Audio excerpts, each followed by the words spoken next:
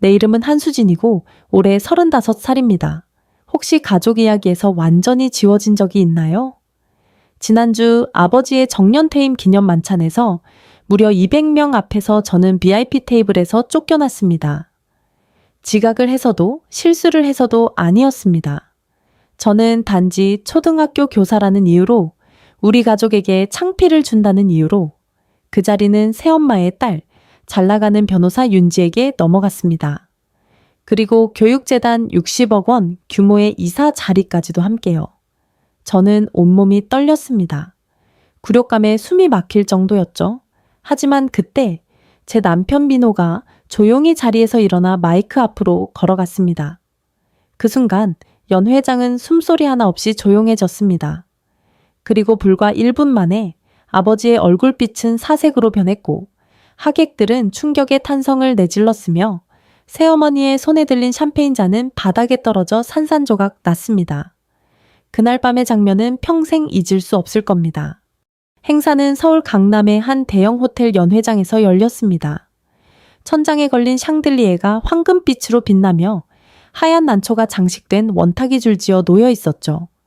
아버지 한재현 교장, 30년 교직 생활의 정점을 알리는 자리였습니다. 그는 수백만 원짜리 맞춤 정장을 입고 있었고 새어머니는 반짝이는 드레스로 시선을 사로잡고 있었습니다. 저는 몇 년 전 교사상을 받으며 입었던 남색 원피스를 다시 꺼내 입었고 남편 민호는 검은 정장을 입었지만 이상하게도 행사 내내 휴대폰을 자주 확인하더군요. 일 때문이야? 제가 묻자 그는 짧게 대답했습니다. 별일 아냐? 잠깐 마무리할 게 있어서. 하지만 뭔가 달랐습니다. 새어머니의 과장된 웃음, 아버지의 어색한 시선 회피, 그리고 민호가 숨기듯 휴대폰을 쥔 모습. 그때는 몰랐습니다. 그날 제 가족이 어떻게 제 존재를 지워버리려 했는지. VIP 테이블 위에는 작은 명패들이 놓여 있었습니다. 아버지 한재현, 새어머니 최영희, 그녀의 딸 윤지, 그리고 교육재단 이사진과 주요 후원자들의 이름. 3번을 확인했지만 제 이름은 없었습니다. 제 자리는 연회장 끝, 기둥 뒤에 가려진 12번 테이블. 이건 실수 아닌가요?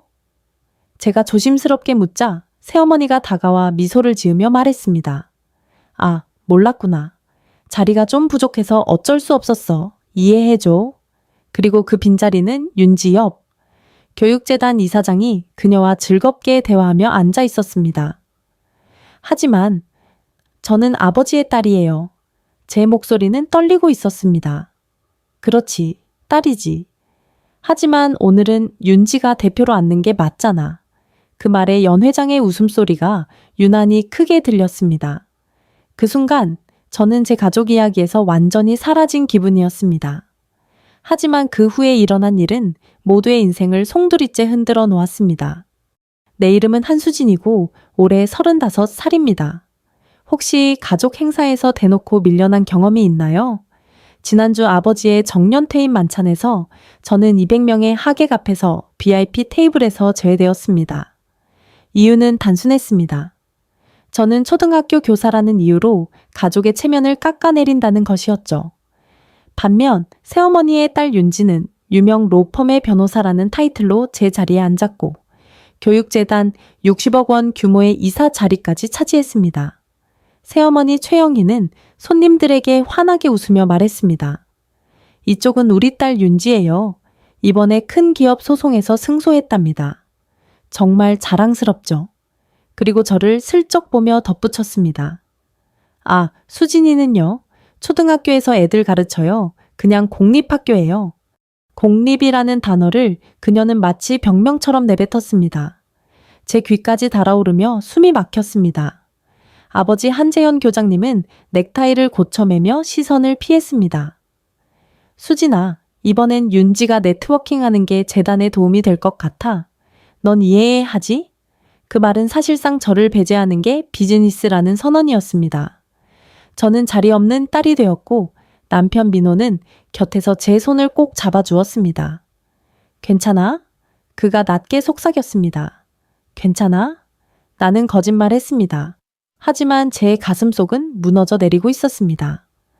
우리가 배정된 12번 테이블은 연회장 끝, 기둥 뒤쪽에 숨어 있었습니다.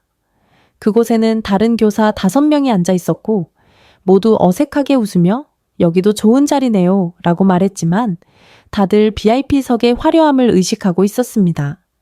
앞쪽에서는 윤지가 서울시청 인사와 세법 이야기를 나누며 크게 웃고 있었고 새어머니는 의도적으로 그녀를 손가락으로 가리키며 소개했습니다. 우리 딸이 얼마나 똑똑한지 다들 아시죠? 그 사이 아버지는 단 15분 만에 윤지를 12명에게 소개했습니다. 2번이나 우리 테이블을 스쳐갔지만 저와는 눈도 마주치지 않았습니다. 민호의 휴대폰이 진동했습니다. 그는 메시지를 확인하곤 짧게 숨을 고르더니 화면을 내려놓았습니다. 뭐야? 제가 물었습니다. 별거 아니야. 곧 알게 될 거야. 그의 눈빛은 평소와 달랐습니다. 차분하면서도 어딘가 결심한 듯한. 잠시 후 조명이 어두워지고 아버지가 무대 위로 올라갔습니다. 마이크를 두드리며 특유의 권위적인 목소리로 말했습니다. 오늘 이렇게 제 30년 교직 생활의 마지막 자리에 와주셔서 진심으로 감사드립니다. 200개의 시선이 아버지에게 쏠렸습니다. 플래시가 번쩍이며 기자들의 카메라 셔터 소리가 울렸습니다. 그런데 그 순간 제 곁에 앉아있던 민호가 조용히 일어나 무대를 향해 걸어갔습니다. 연회장은 숨이 멎은 듯 고요해졌습니다. 모두가 무슨 일이 일어나는지 알 수 없어 서로의 얼굴을 바라보았습니다. 그리고 불과 1분 뒤 아버지의 얼굴은 창백해지고 새어머니의 샴페인 잔은 바닥에 떨어져 산산조각이 났습니다. 그때부터 모든 게 달라졌습니다. 내 아버지 한재현 교장님은 무대 위에서 인사를 시작하셨습니다. 교육청 인사들, 교장단, 주요 후원자들에게 감사 인사를 전하신 뒤 가족 이야기가 나왔습니다. 제 심장은 점점 빨리 뛰기 시작했죠. 저는 참으로 훌륭한 가족을 둔 축복받은 사람입니다. 제 곁을 지켜준 아내 최영희, 그리고 특히 오늘 이 자리에 함께한 그녀의 딸 윤지를 제 친딸처럼 생각합니다. 친딸처럼. 그 말은 제게 얼음물처럼 차갑게 꽂혔습니다. 윤지는 국내 최고 로펌에서 최연소 변호사로 승진했습니다.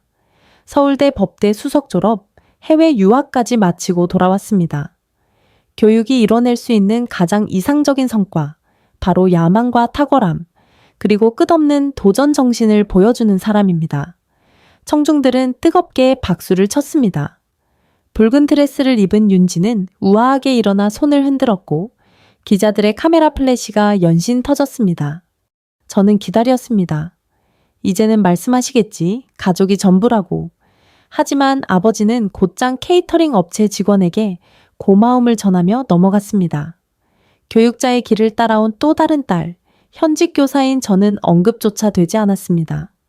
제 옆에 앉아있던 중학교 수학교사 박 선생님이 제 팔을 살짝 잡으며 위로했습니다. 원래 다들 그렇게 기대했어요. 네, 알고 있었어요. 제 목소리는 담담했지만 속은 무너져 내리고 있었습니다. 순간순간의 기억들이 스쳐갔습니다. 대학 졸업식에 오지 않고 새어머니와 여행을 갔던 아버지. 제 생일을 잊은 지 벌써 2해째. 교사 대상, 올해의 교육자상을 받았던 그 해, 온 가족이 모인 자리에서 오로지 윤지의 대형 로펌 입사 이야기만 했던 날. 그때 남편 민호가 낮지만 단호한 목소리로 말했습니다. 기억나? 네가 그 상을 받았다고 아버지께 전화했을 때 얼마나 기뻐했는지. 그런데 아버지는 뭐라고 했지? 그 질문에 대답은 필요 없었습니다. 아버지는 전화를 끊으며 나중에 다시 걸겠다고 했고 다시는 전화하지 않았습니다. 무대 위에서 아버지는 첫 부임 시절의 일화를 이야기하며 청중을 웃게 만들고 있었습니다. 모두에게 존경받는 지도자, 완벽한 가장처럼 보였지만 제겐 늘 실망만 남기는 아버지였습니다. 그때 민호의 휴대폰이 진동했습니다. 그는 메시지를 확인하더니 처음으로 미소를 지었습니다. 왜 웃어? 제가 묻자 그는 제 손을 꼭 잡으며 대답했습니다. 네가 교사이기 때문에, 그리고 그게 이 자리에 누구보다도 더 소중하다는 걸 곧 모두가 알게 될 거야. 그 순간 아버지의 표정이 달라졌습니다. 중요한 발표를 앞두고 있다는 제가 너무 잘 아는 얼굴이었죠. 오늘 밤 큰 발표가 하나 있습니다. 연 회장은 숨소리조차 멎었습니다. 여러분도 아시다시피 한 교육재단은 대기업 한빛그룹으로부터 60억 원의 기부를 약속받았습니다. 객석에서 감탄사가 터졌습니다. 거대한 금액이었죠. 이 기금은 앞으로 새로운 교육 지도자들을 지원할 것입니다. 그리고 오늘 제가 은퇴 후 이사회 자리를 맡게 될 후계자를 발표하겠습니다. 제 숨이 멎는 것 같았습니다. 바로 3년 전 아버지가 직접 제게 약속했던 자리였습니다. 수진아, 내가 은퇴하면 네가 재단을 이어가야지. 교실에서 쌓은 경험이 꼭 필요할 거야. 그러나 아버지의 목소리는 자랑으로 가득 차 있었습니다. 저는 오늘 제 후임으로 윤지를 임명하게 되어 무척 기쁩니다. 우레와 같은 박수가 터졌습니다. 윤지는 드레스를 정리하며 일어나 마치 영화제에서 상을 받은 여배우처럼 손을 흔들었습니다. 새어머니는 눈가를 닦으며 감격한 표정을 지었습니다. 저는 그 자리에 얼어붙은 채 앉아 있었습니다. 지난 3년간의 준비, 수많은 연구, 장학 프로그램 제안서 작성, 모두 한순간에 무너져 내렸습니다. 아버지는 이어서 말했습니다. 윤지의 법률적 전문성과 기업 네트워크는 재단이 훨씬 더 크게 성장할 수 있는 밑거름이 될 것입니다. 교육재단의 장학사업을 이끌 자리를 교육 현장을 누구보다 잘하는 교사가 아닌 변호사에게 넘겨주다니. 민호는 제 손을 거의 부러질 만큼 세게 쥐었습니다. 그건 원래 내 자리였잖아. 알아? 저는 속삭였습니다. 하지만 이건 단순히 자리를 빼앗긴 문제가 아니었습니다. 그 재단은 앞으로 수백 명의 학생들의 장학금 배분을 결정하는 핵심이었으니까요. 전국의 교사들을 대표하는 자리. 하지만 윤지는 교사들과 한 번도 깊은 대화를 나눠본 적조차 없었습니다. 교과 과정의 차이도 모르는, 교실 현장에서 하루도 보내지 않은 사람이었죠. 게다가 아버지는 덧붙였습니다. 윤지는 앞으로 우리의 주요 후원사 에듀코리아와 함께 비전을 공유하며 재단을 더 크게 성장시킬 겁니다. 기업의 비전, 교사의 목소리도 아이들의 필요도 아닌 돈과 연결된 비전이었습니다. 제 옆에 앉은 박 선생님이 작게 탄식을 흘렸습니다. 하지만 넌 진짜 교사잖아. 현장이 뭘 필요로 하는지 아는 사람은 너뿐인데. 저도 알고 있었습니다. 그래서 오히려 선택되지 않은 것이겠죠. 그 순간 남편 민호가 갑자기 자리에서 일어났습니다. 잠깐 통화 좀 하고 오겠습니다.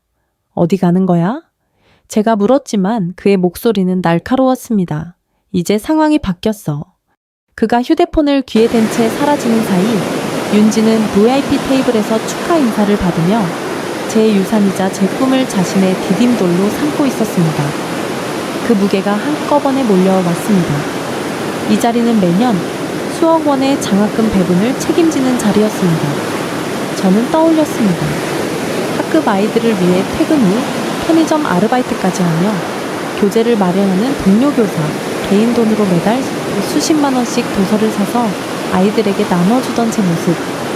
이 자리는 그런 교사들을 위해 쓰였어야 했습니다. 하지만 윤지는 환하게 웃으며 말했습니다. 저는 행정 리더십과 교육 경영 발전에 초점을 맞춘 제안서를 준비했습니다. 아이들을 위한 교재, 교사들의 근속 대책 같은 건 한마디도 없었습니다. 그때 제 휴대폰이 진동했습니다. 민호의 메시지였습니다. 나를 믿어. 곧 중요한 일이 벌어질 거야. 고개를 들어 VIP 테이블을 바라보니 재단 이사장 최 회장이 휴대폰을 확인하며 얼굴빛이 바뀌는 것이 보였습니다. 방금까지 여유롭던 표정은 사라지고 예리한 시선이 회장실 분위기를 가르듯 번졌습니다. 곧 최 회장이 자리에서 일어나 말했습니다. 잠시만요. 후원사 관련해 한 가지 확인할 게 있습니다. 연 회장은 순식간에 조용해졌습니다. 이건 원래 발표 순서에 없던 겁니다. 새어머니 영희는 당황한 얼굴이었고 윤지의 미소도 흔들렸습니다. 어디선가 민호가 움직이고 있다는 걸 저는 직감했습니다. 더는 가만히 있을 수 없었습니다. 200명이나 되는 사람들이 제 무시당함을 목격하는 걸 두고 볼 수 없었으니까요. 저는 자리에서 벌떡 일어나 VIP 테이블로 걸어갔습니다. 아버지, 지금 당장 말씀 나누셔야 합니다. 대화가 뚝 끊겼습니다. 7쌍의 눈이 동시에 저를 바라보았습니다. 윤지는 여유로운 미소로 속삭였습니다. 지금 이러면 민망해질 텐데, 언니. 아버지는 차가운 교장의 목소리로 말했습니다. 지금은 안 된다. 네가 분위기를 망치고 있어. 아니요, 지금이어야 합니다. 교육을 기념하는 자리가 맞다면요. 제 목소리는 떨리지 않았습니다. 오히려 차분하고 단호했습니다. 그 자리는 3년 전 아버지가 제게 주신 약속이었습니다. 아버지는 제 눈을 피하며 답했습니다. 상황이 변했다. 어떤 상황이요? 제 교사상, 석사학위, 10년의 교실 경험? 그게 변했습니까? 윤지가 맑은 목소리로 웃으며 말했습니다. 언니, 현실을 좀 인정해. 변호사가 재단을 이끄는 게 당연하지 않겠어? 수십억 원 규모의 교육 기금에는 단순한 선의가 아니라 교사들의 현실을 이해하는 경험이 필요합니다. 현실 경험이라고요? 계모 영희의 말에 제 목소리가 조금 날카로워졌습니다. 저는 매일 8살 아이 28명을 가르칩니다. 제 돈으로 교재를 사고 주 60시간 넘게 일하면서도 연봉은 4천만 원 남짓이에요. 이게 얼마나 더 현실적이어야 합니까? 옆 테이블 사람들이 하나둘씩 시선을 돌렸습니다. 어떤 이는 휴대폰을 꺼내 촬영하기 시작했습니다. 민망하다. 아버지가 낮게 윽박질렀습니다. 네가 지금 당장 나가야 한다. 민망한 건 제가 아닙니다. 교실에 발도 들여본 적 없는 사람에게 교육기금 이사 자리를 주는 게 민망한 거죠. 경호원, 영희가 손을 들어 부르자 2명의 직원이 저희 쪽으로 다가오기 시작했습니다. 사진기자들의 셔터 소리가 연달아 터졌습니다. 아, 이제 저는 아버지의 은퇴식을 망친 미친 딸로 낙인 찍히겠구나. 나갈게요. 저는 한 발 뒤로 물러섰습니다. 하지만 여기 계신 모든 분들이 아셔야 합니다. 김석준 교장님은 오늘 교육이 아니라 인맥을, 지식이 아니라 권력을 선택했다는 걸요. 그의 유산은 교육이 아니라 기회주의입니다. 나가라. 아버지의 얼굴은 붉게 타올라 있었습니다. 그 순간 차분한 목소리가 분위기를 갈랐습니다. 굳이 그럴 필요 없습니다. 남편 민호가 제 옆에 서 있었습니다. 그의 존재감은 마치 어둠 속 등대 같았습니다. 그는 경호원들에게 조용히 말했습니다. 우린 자진해서 나가겠습니다. 하지만 그 전에 김 교장님께 한 가지 묻고 싶습니다. 아버지가 노려보았습니다. 뭐지? 주요 후원사가 누군지 정말 아십니까? 에듀코리아 대표 말이지. 당연히 알고 있지. 그게 흥미로운 점이죠. 민호의 미소는 작지만 확실했습니다. 우리를 따라 나오던 경호원들조차 발걸음을 멈췄습니다. 200명의 시선이 우리 굴욕을 따라 붙었습니다. 누군가는 속삭였습니다. 저 사람이 진짜 친딸이야? 또 다른 사람은 휴대폰으로 생중계하고 있었습니다. 내 한계를 인정하지 못하니 이런 꼴을 당하는 거야. 영희의 목소리가 호란을 가득 메웠습니다. 윤지는 자리에서 일어나 법정에서처럼 당당한 목소리로 말했습니다. 위대함은 선택된 사람만의 몫이에요. 언니 같은 평범한 사람은 그냥 단순한 일을 하도록 태어난 거죠. 평범하다. 그 단어는 판결처럼 공기 속에 떠다녔습니다. 교사는 누구나 할 수 있는 일이잖아. 영희는 동정 어린 듯 말했습니다. 솔직히 말해 초등학교 가르치는 건 특별한 재능이 필요 없어요. 하지만 법과 경영은 다르죠. 저는 아이들을 떠올렸습니다. 난독증을 극복하고 책 읽는 걸 좋아하게 된 민수, 언어장애를 딛고 발표까지 해낸 수연이, 교실에서의 17시간, 심리학 강의, 끝없는 인내, 조용히 말했습니다. 맞아요. 누구나 교실 앞에 설 수 있죠. 하지만 누구나 가르칠 수는 없습니다. 그건 전혀 다른 겁니다. 아버지가 자리에서 벌떡 일어나 소리쳤습니다. 경호원, 지금 당장 저들을 내보내라. 그러자 재단 이사장 최 회장이 나섰습니다. 김 교장님, 이 문제는 조금 더 논의해야겠군요. 최 회장님, 이건 가족 문제입니다. 아버지가 외쳤습니다. 그러나 경호원은 이미 제 팔에 손을 뻗고 있었습니다. 부인, 나가셔야겠습니다. 제 아내에게 손대지 마시오. 민호의 목소리는 낮지만 단단했습니다. 경호원의 손이 곧장 떨어졌습니다. 그럼 어쩔 건데? 아버지가 도전적으로 말했습니다. 어차피 둘 다 나갈 거잖아. 당장 나가. 민호는 휴대폰을 꺼내 빠르게 무언가를 입력했습니다. 맞습니다. 오늘 중요한 발표는 윤지 씨의 겁니다. 그리고 그건 몇몇 사람들에게 꽤 큰 의미가 있겠죠. 그게 무슨 뜻이지? 영희가 목소리를 높였습니다. 곧 알게 될 겁니다. 민호 너는 휴대폰을 주머니에 넣고 말했습니다. 최 회장님, 이메일을 확인해 보시죠. 지금 막 중요한 자료를 보냈습니다. 최 회장은 곧 휴대폰을 열어보고는 표정이 굳어졌습니다.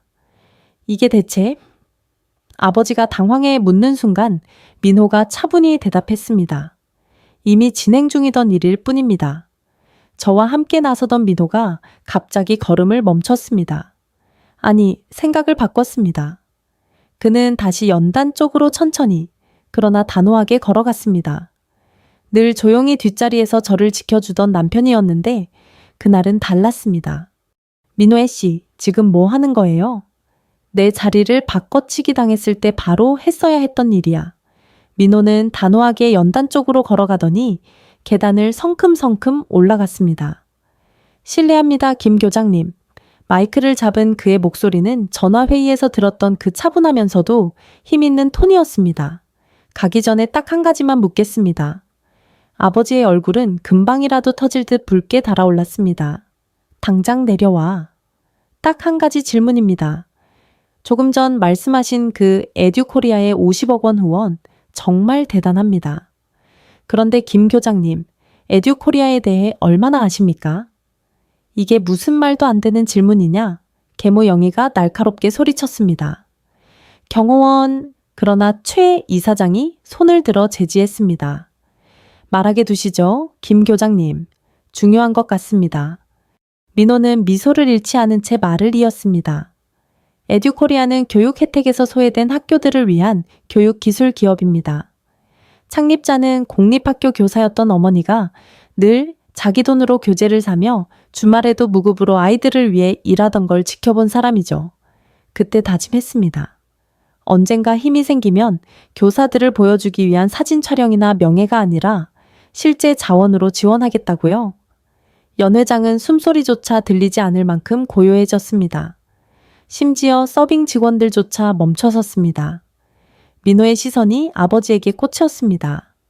그 창립자는 윤지 씨 같은 교사를 원합니다.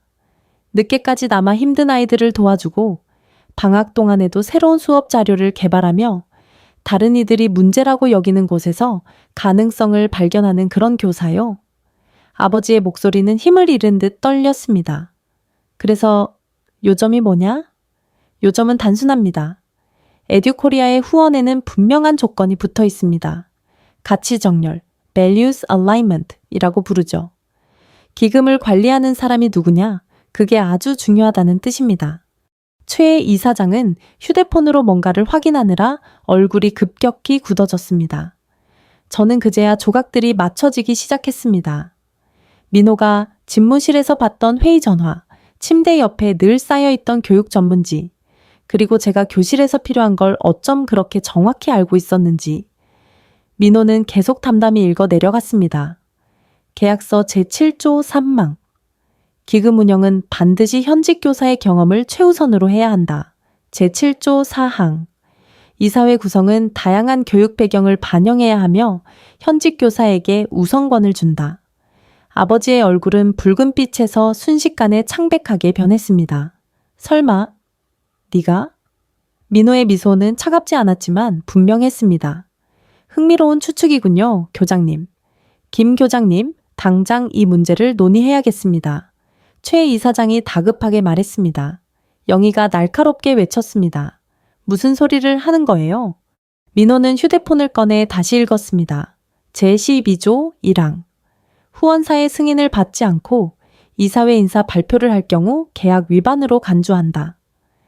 연 회장은 순식간에 웅성임으로 가득 찼습니다. 손님들은 휴대폰을 꺼내 촬영했고 몇몇은 이미 생중계를 하고 있었습니다. 최 이사장의 목소리가 떨렸습니다. 김 교장님, 혹시 계약서를 법무 검토도 없이 서명하신 겁니까? 제가 확인했어요. 윤지의 이복동생 지수의 목소리는 흔들렸습니다. 대충 훑어봤는데 별 문제 없어 보였어요. 그러나 지금 연 회장 전체가 그녀를 노려보고 있었습니다. 대충 읽었다고요? 최 이사장의 목소리는 얼음을 얼릴 만큼 차가웠습니다. 500억 원 규모의 계약서를 대충 훑어봤다고요? 민호는 마이크에서 물러나며 고개를 숙였습니다. 최 이사장님, 이제는 기금 운영진에 대해 결정을 내리셔야 할 것 같습니다. 저희는 결과를 기다리겠습니다. 그가 제 자리로 걸어오자 연 회장은 순식간에 아수라장이 되었습니다. 최 이사장은 긴급 이사회 소집을 알렸고 계모 영희는 지수에게 소리를 지르며 다급히 몰아세웠습니다.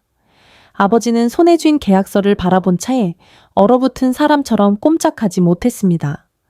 무대 뒤 대형 스크린에 빛나고 있던 에듀코리아 로고가 더욱 선명해 보였습니다. 아직 저와 함께 계신가요? 내 목소리가 떨렸지만 분명했습니다. 혹시 여러분도 누군가가 당신 대신 당당히 나서준 적 있나요? 내가 아무 말 못할 때 내 옆에 있는 사람이 세상 앞에서 나의 가치를 증명해준 그 순간, 있다면 댓글로 알려주세요. 그러자 영희의 가면이 완전히 벗겨졌습니다. 이건 조작이야? 그녀는 마이크를 낚아채며 비명을 질렀습니다. 저 남자, 민호 씨가 우리 모두를 속여왔어. 그리고 아마 은지까지 공모했을 거야. 공모? 나는 마침내 목소리를 냈습니다. 내 아버지의 은퇴식에서 수치당할 계획을, 가족의 수치라고 낙인 찍힐 계획을? 넌 원래부터 수치야. 영희의 억지 미소가 완전히 사라졌습니다. 연봉 4천만 원 받으면서 10년 된 경차 타고 다니는 초등학교 교사라니. 지수와 내가 어떻게 네 얘기를 골프장 모임에서 설명해야 하는 줄 알아? 연 회장은 집단적으로 숨을 들이켰습니다. 누군가는 속삭였습니다. 방금 저 말 진짜 했어? 영희의 손가락이 민호를 겨눴습니다. 그리고 당신, 평범한 가장인 척하면서 사실은 뭐요? 민호가 차분하게 받아쳤습니다. 성공한 사람이자 제 아내가 아이들을 가르치며 세상을 바꾸고 있다고 자랑스러워하는 남편. 그리고 교육이 어떤 의미인지 누구보다 잘 아는 사람. 지수가 다급히 마이크를 붙잡았습니다. 이건 아무것도 안 바뀌어. 내가 자격 있고 내가 인맥이 있어. 내가 후계자야.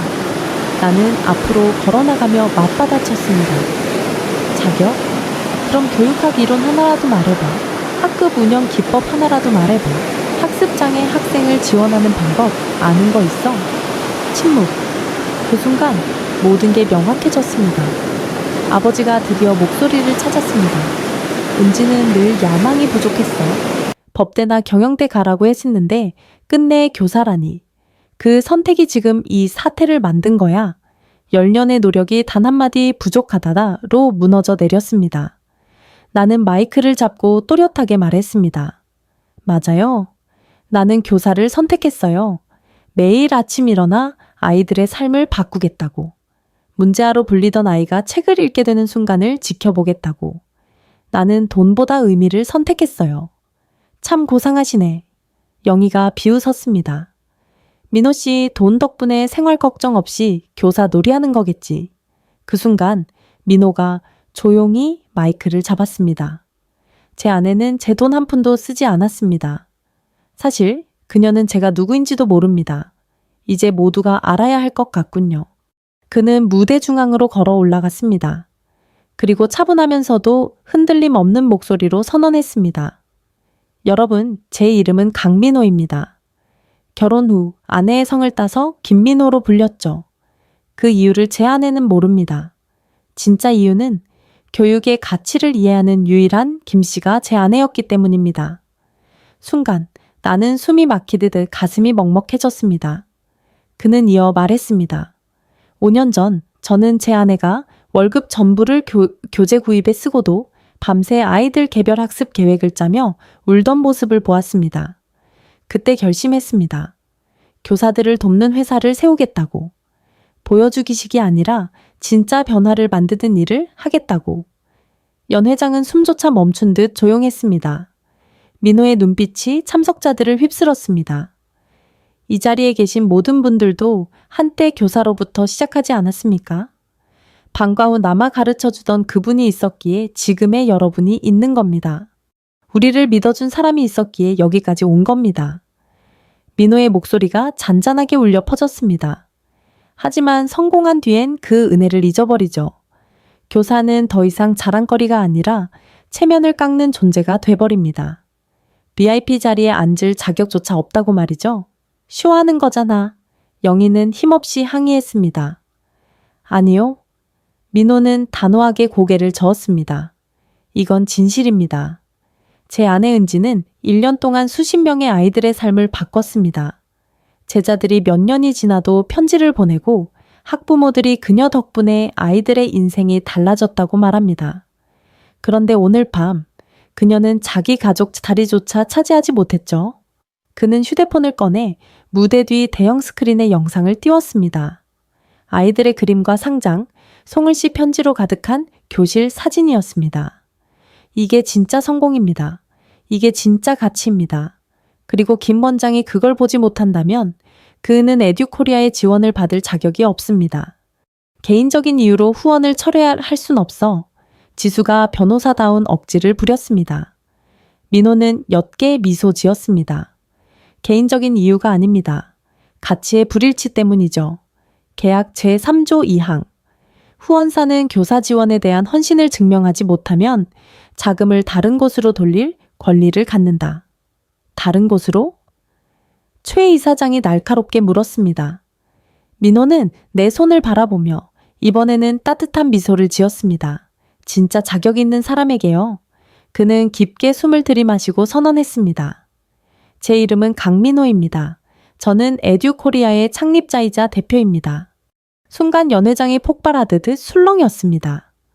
카메라 플래시가 터지고 사람들이 일어나며 웅성거렸습니다. 말도 안 돼. 영희는 테이블 가장자리를 붙잡고 비틀거렸습니다. 당신은 아무것도 아니잖아. 싼 옷 입고 전철 타고 다니고 이마트에서 장 보는 사람이잖아. 맞습니다. 민호는 담담히 고개를 끄덕였습니다.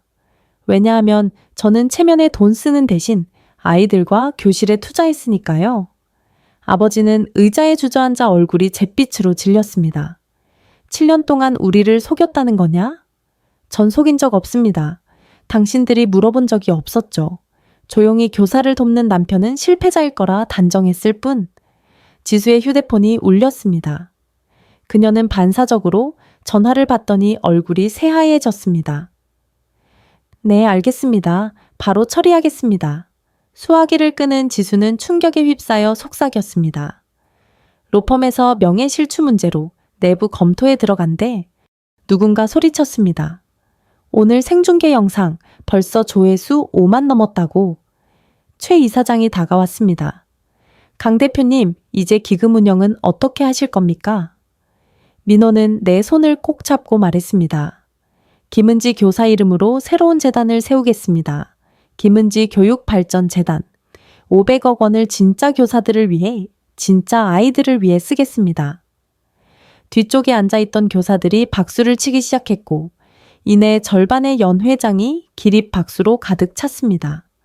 김 원장은 초라하게 자리에서 일어나 중얼거렸습니다. 은지야, 네가 모든 걸 망쳤어. 하지만 나는 더 이상 그를 보지 않았습니다. 내 눈은 오직 남편에게 향해 있었습니다. 나를 세상 앞에서 가장 강하게 지켜준 사람, 내 곁에서 가장 조용히 싸워온 사람에게. 에듀코리아는 김 원장의 교육재단에 대한 모든 지원을 철회해야 합니다. 그 한마디가 연회장을 뒤흔들었습니다. 올해엔 500억 원이 단 한 문장으로 사라진 순간이었죠. 그럴 수 없어. 아버지가 무대 쪽으로 휘청이며 다가왔습니다. 이미 발표했고 이미 계획을 세웠단 말이다. 계획은 바뀔 수 있습니다. 민호의 목소리는 차갑게 울렸습니다. 은지의 자리를 빼앗을 때 그렇게 말씀하지 않으셨습니까? 최 이사장은 이미 휴대폰으로 이사회 긴급 소집을 알리고 있었고 다른 이사들도 모여 당황한 듯 속삭였습니다. 이건 보복이야. 지수는 목소리를 떨며 외쳤습니다. 아이들을 위한 기금을 가족 싸움 때문에 무너뜨리는 거잖아. 아닙니다. 민호는 단호했습니다. 저는 자금을 재배치하는 겁니다. 교육을 이해하지 못하는 사람에게 맡길 수는 없으니까요. 계약서에도 분명히 쓰여 있습니다. 에듀코리아의 기금은 반드시 현직 교사를 지원해야 한다고. 그녀는 배우면 됐어. 영희가 절박하게 항변했습니다. 누구에게요? 민호의 눈빛이 날카롭게 빛났습니다. 조금 전까지만 해도 가족의 수치라 부른 교사에게서요. 아버지조차 연설에서 언급하지 않은 딸에게서요. 근처에서 누군가 휴대폰 화면을 보여주며 속삭였습니다. 드디어 정의가 세워졌다. 이 교사가 진짜 자격자다. 위원장님, 최 이사장이 나섰습니다. 이 상황을 고려하면 지수의 임명은 자격이 없습니다. 이 사회는 즉시 재논의해야 합니다. 이건 음모야. 영희가 소리쳤습니다.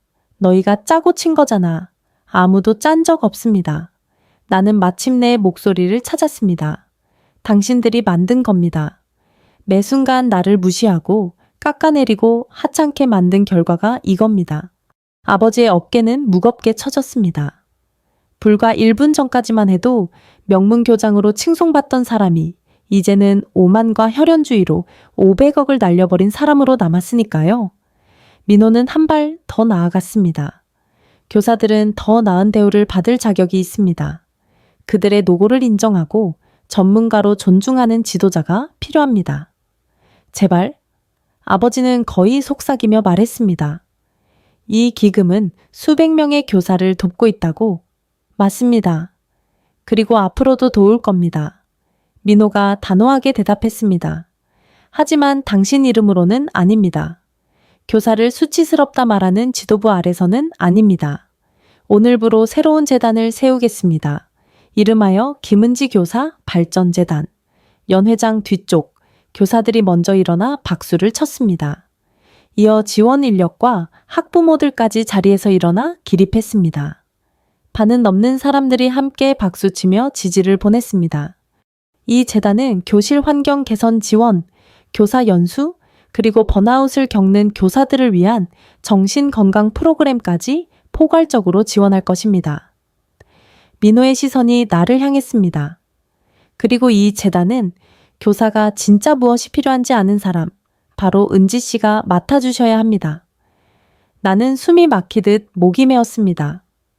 제가요? 네. 민호의 목소리는 부드러웠습니다. 나는 당신이 이 일을 할 수 있다고 누구보다 잘 알기 때문에. 영희는 절규했습니다. 이건 말도 안 돼. 경쟁재단을 세운다고? 경쟁이 아닙니다. 민호가 반박했습니다.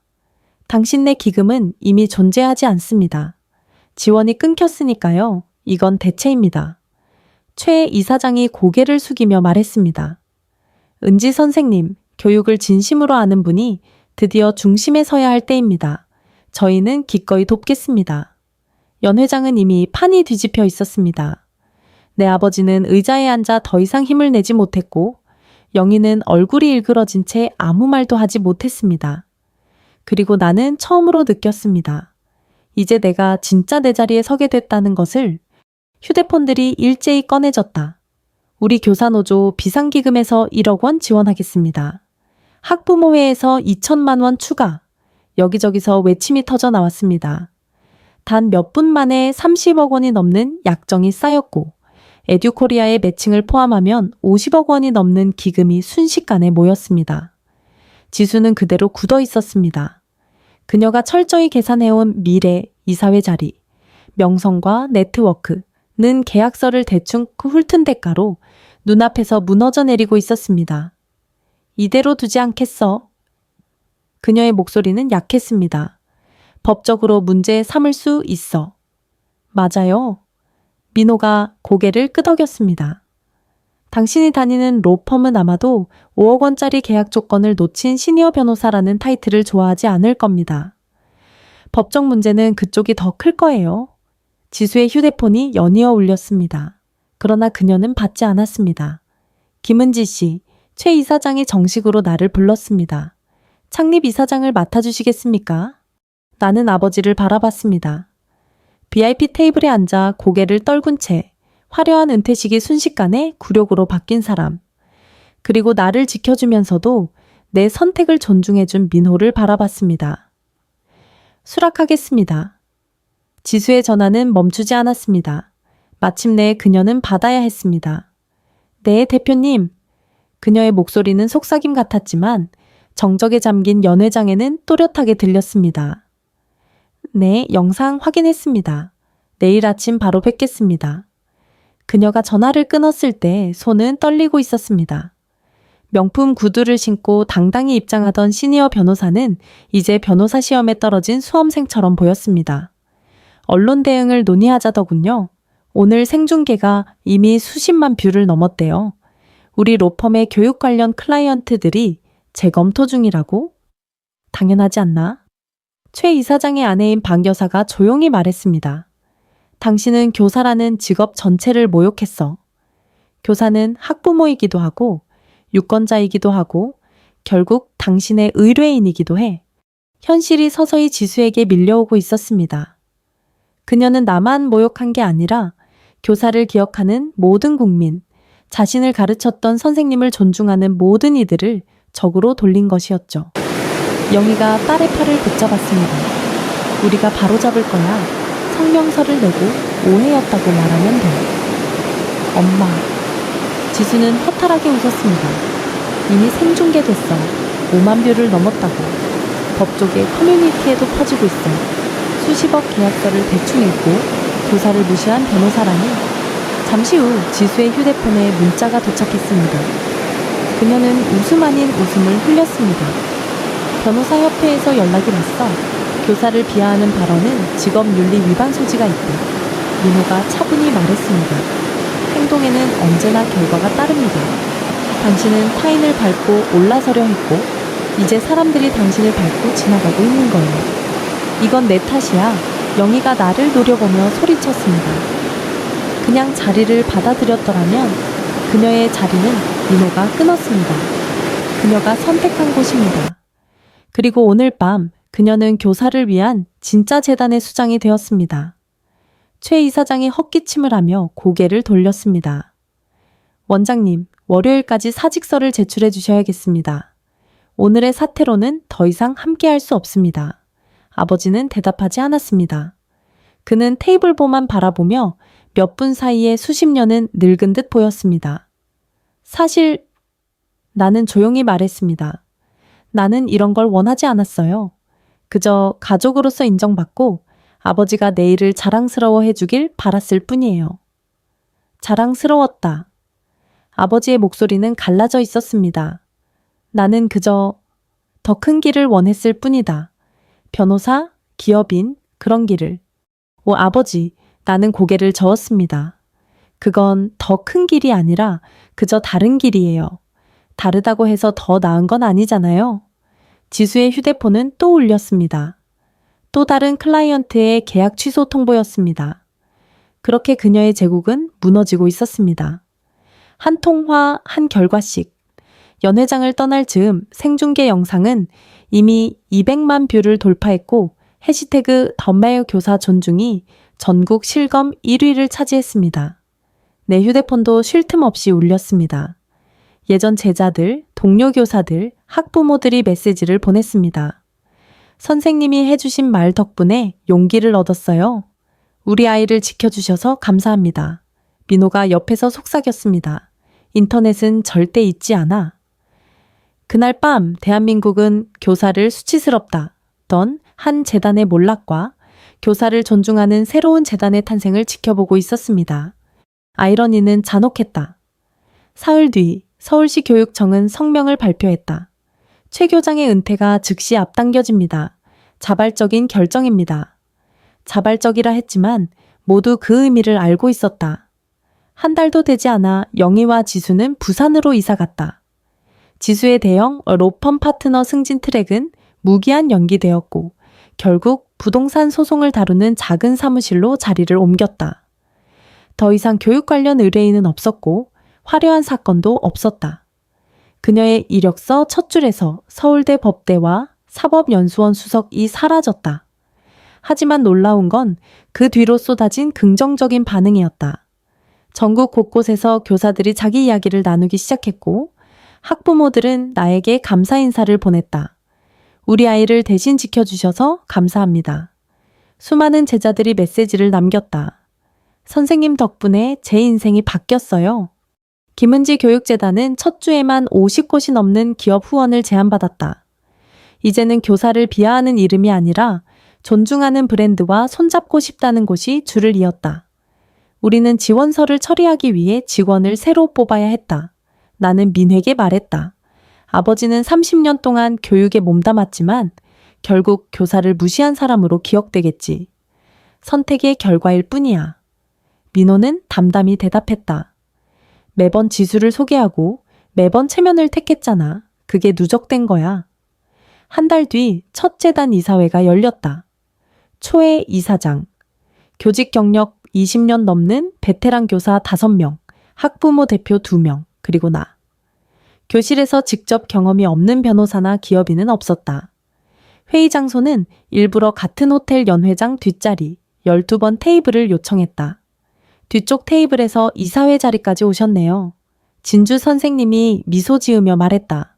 아니에요. 내가 고개를 저었다. 교실에서 이사회까지 그 길이 진짜 의미 있는 여정이죠. 6주 후 아버지가 전화를 걸어왔다. 나는 이미 예상하고 있었다. 은지야, 우리 얘기 좀 하자. 지금도 얘기 중이잖아요. 아니, 직접 만나서 사과하고 싶구나. 그의 목소리는 한층 늙고 약해져 있었다. 정말 사과하고 싶으세요, 아버지? 아니면 체면을 회복하려고 용서를 구하시는 겁니까? 긴 침묵. 네가 날 참 냉정하게 변했구나. 아니요, 아버지. 전 이제 분명해졌을 뿐이에요. 내가 잘못했어. 결국 그가 말했다. 뭘 잘못했는지 구체적으로 말씀해 보세요. 지수에게 네 자리를 준 것, 네가 VIP 테이블에 앉지 못하게 한 것, 그리고 그만하세요. 내가 잘났다. 아버지는 스스로 모든 걸 무너뜨리셨을 뿐이에요.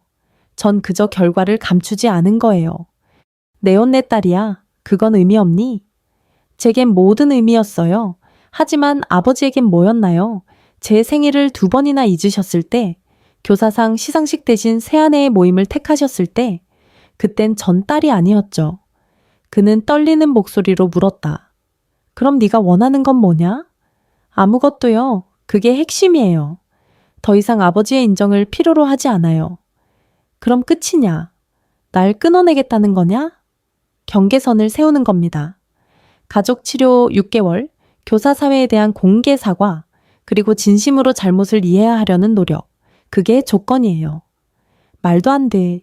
내가 무슨 환자냐? 그럼 끝이에요. 아버지의 선택이죠.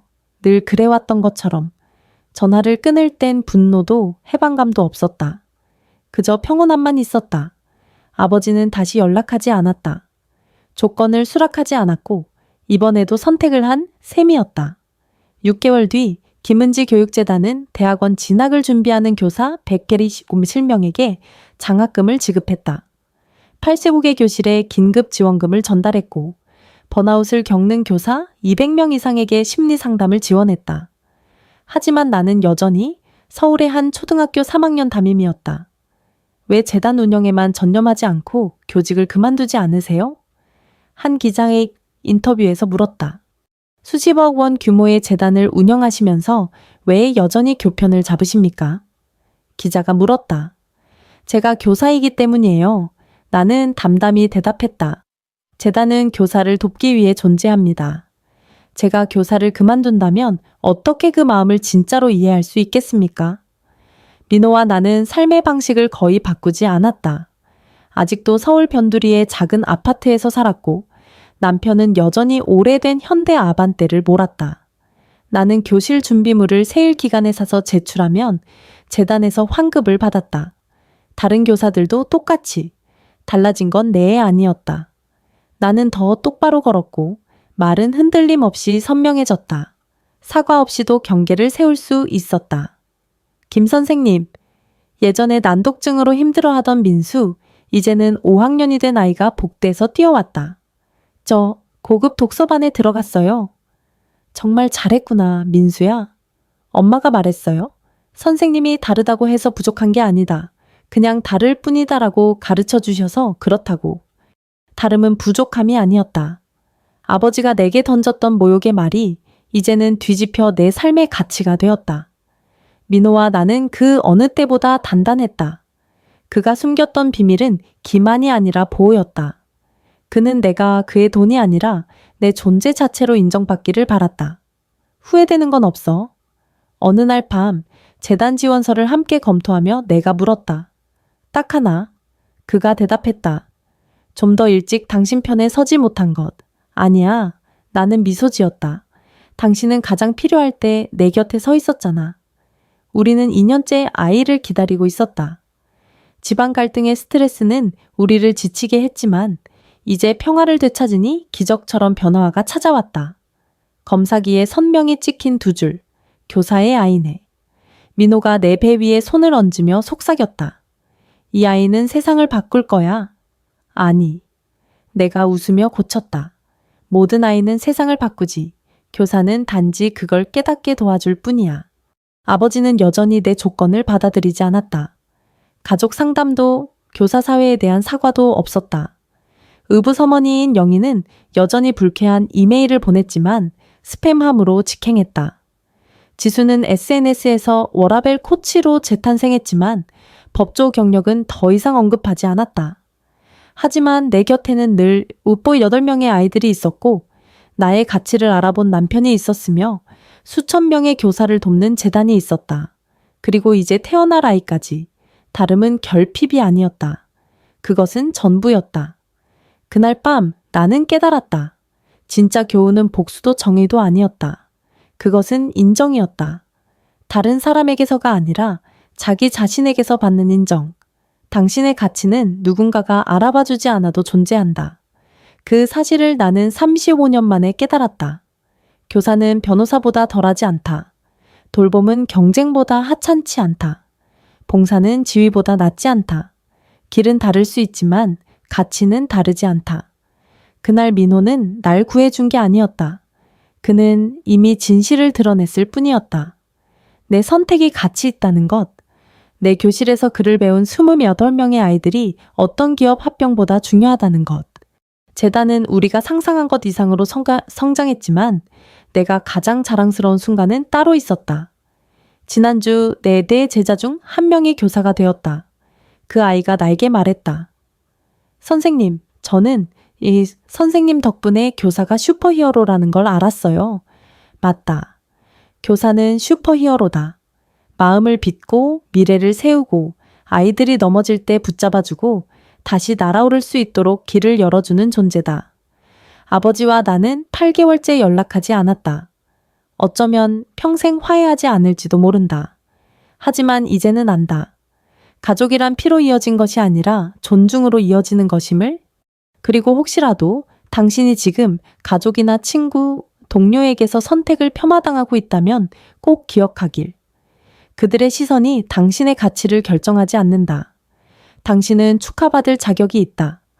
비교가 아니라 존중받을 자격이 있다. 다른 길을 걷더라도 그 길이 남을 위한 길이라면 더욱 그렇다. 혹시 우주가 당신에게도 민호 같은 존재를 보내주지 않더라도 괜찮다.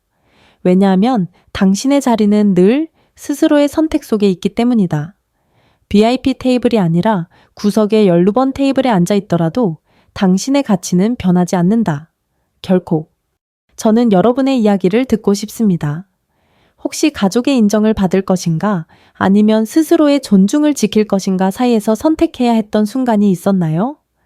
만약 제 상황이었다면 여러분은 어떻게 하셨을까요? 그리고 교사 여러분, 누군가 여러분의 직업을 무시하며 했던 가장 상처되는 말은 무엇이었나요?